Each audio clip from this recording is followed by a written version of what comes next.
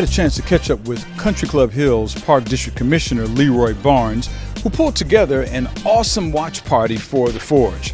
And for those that attended, it was more than a day at the movies, it was a moment. Today, we're talking about the Forge and how it's important to young men and women today. One of my board members from church was sharing with me her experiences watching the movie.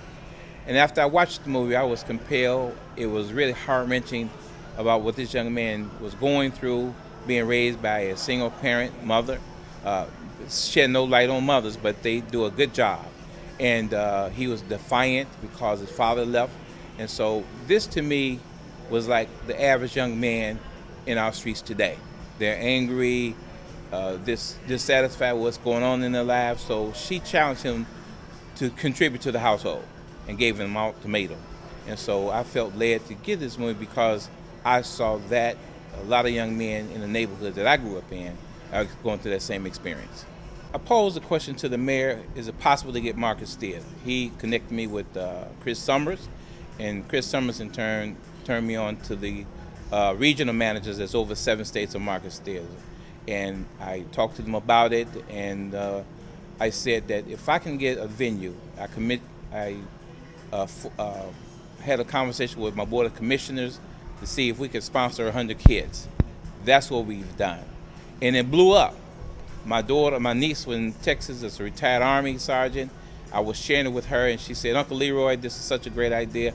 I want to sponsor 5 kids. So in turn, I went to the city council, challenged the mayor, the city council, and when the meeting was over, I had other people just flowing, the chief of police and others volunteered to sponsor kids. We sponsor kids up to 180 kids. And so when you have that type of impact, and the goal is that when they leave here, their mindset would be different because it's so important that they have the opportunity to change the narrative of their life if it's going in a negative manner, in a negative direction.